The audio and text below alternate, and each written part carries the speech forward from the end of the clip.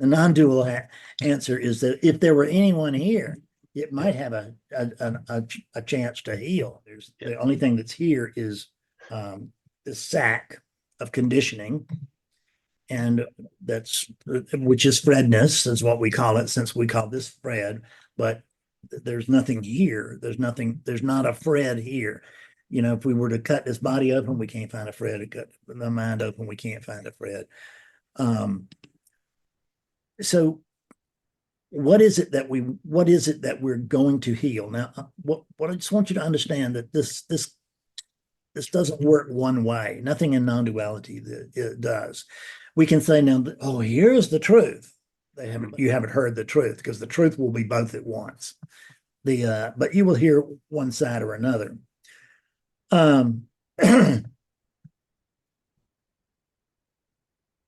Within relativity, there's conditioning in these bodies. Mm-hmm. And the bodies act in certain ways automatically.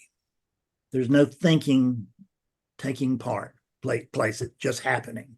It's just, and a lot of times that's the way that talk happens too. We start out talking about one thing, we end up talking about another.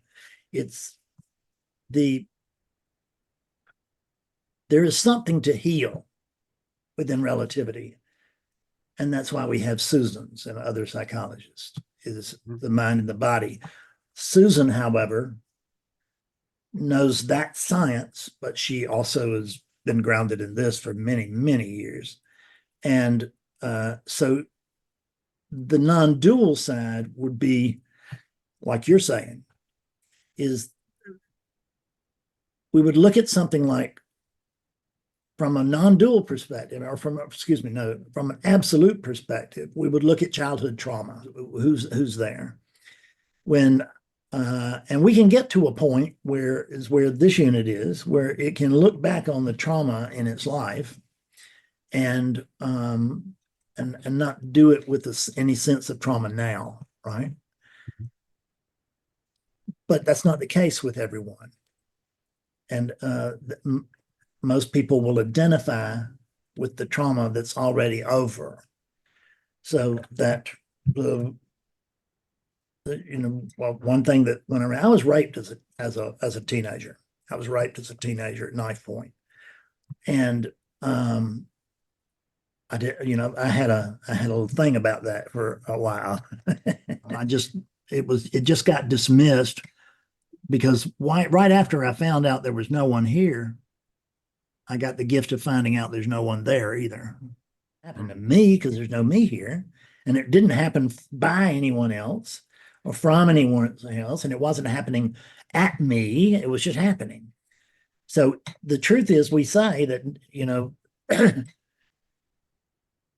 this is the inevitable. This right here, right now, this is the inevitable. It couldn't be any other way. But what we want to say is, well, yeah, it can't be any other way other than this guy should never have, right? But we don't have the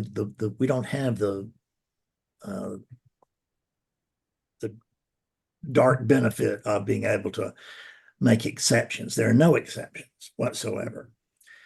Now, you can reach a point where the body understands that, if you will. I mean, the body kind of has its own thing. It's not holding any resistance. It's not really holding any resentment. It's not holding any accolade, I'll tell you that. What I recognize, and many people don't, is that I'm not being raped today. They live their traumas like that. They're just going through it, the whole thing, over and over again. Right.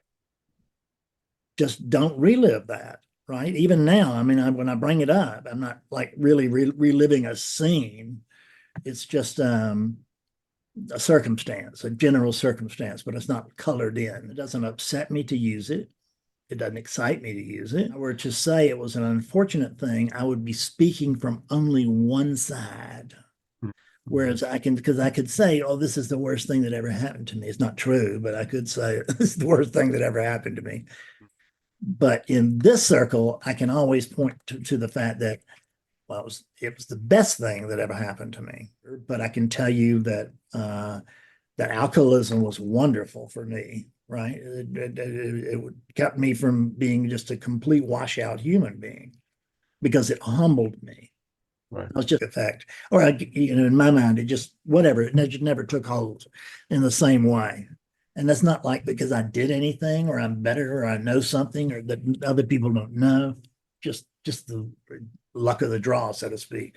Mm-hmm. And tend to traumas, things that we view as being skillful or unskillful, that's our judgment, because it may be, from the God's eye view, it may be just perfect like it is. Mm-hmm. Saying that something skillful or unskillful is sort of the least impactful thing that I can say about it and make it, and to where we can learn anything from it. Mm-hmm. If I said it was really bad or good, we wouldn't get the same thing from it. So, but from a spiritual, but we can get to a point now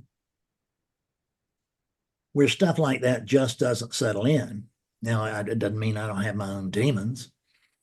There, when I say my own demons, what I mean is that Fredness has its own memories that it will play up, right? If I'm short on money today, I might bring up another time when I was short on money and was suffering, and bring that suffering into this if I wanted to. But more likely these days, and that'll come up, but it won't be paid attention to for long, because at some point it will come up. You think you're in trouble, but when you were living in the park, when you were homeless in the park and had a lung infection, that's trouble. And that's my usual perspective, but it's not my always perspective. There's this thing, it just got, instead of being like this, the clearer you get, more it gets to be like wavy hills, and then the hills get smaller. But we don't want a flat line. I mean, that's a sign of death.